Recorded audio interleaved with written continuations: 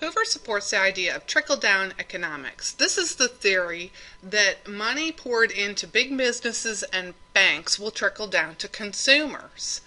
And this is the idea that it's the government's job to manage this, however, not the job of the government to provide for individuals. That the government had a bigger role in providing an overall sense of economic security. Basically, the idea of tending to the impoverished or the hungry was left up to the people, left up to individuals, not the government.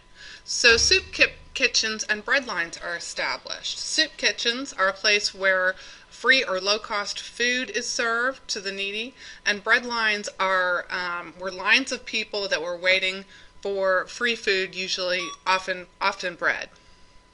This is a diagram showing what trickle-down economics might look like. Okay, you have money poured in from the government at the top, going down to banks, and of course banks lending to big businesses.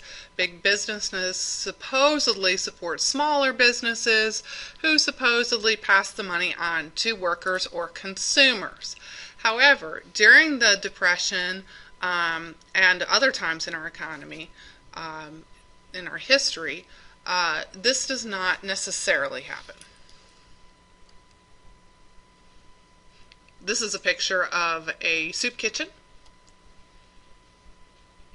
and this is a bread line, and you literally see people lined up for blocks to get a piece of bread.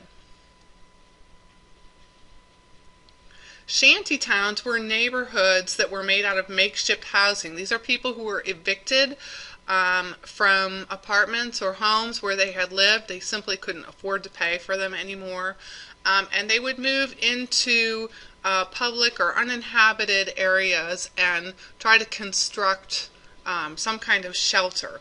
These were also known as Hoovervilles after President Hoover. A lot of people really blamed Hoover for the conditions that they lived in.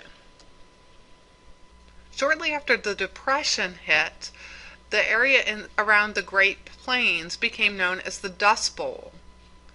This is because the region, which included Texas, Oklahoma, Kansas, Colorado, and New Mexico, was plagued by loose topsoil and then wind and drought that caused major dust storms.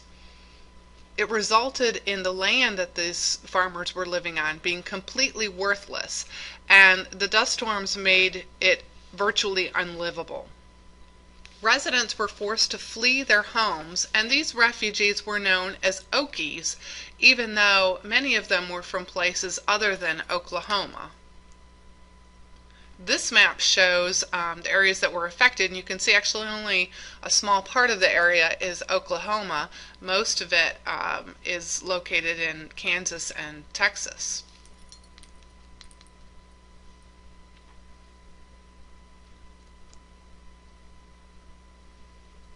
There's some Okies.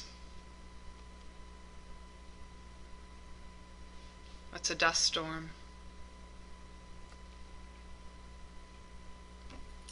And the last event we're going to talk about during the Depression was something called the Bonus Army. And this was when 17,000 World War I veterans and their families marched into Washington, D.C. and set up camp. They were demanding payment of a bonus that they were promised in 1924.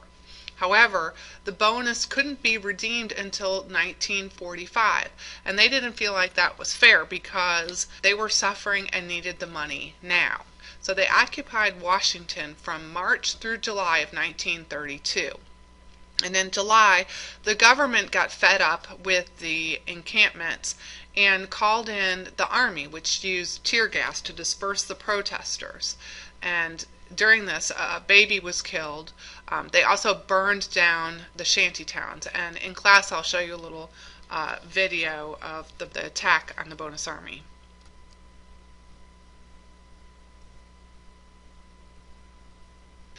So this begins our unit on depression, and we'll talk more about the various events in class. I look forward to seeing you then.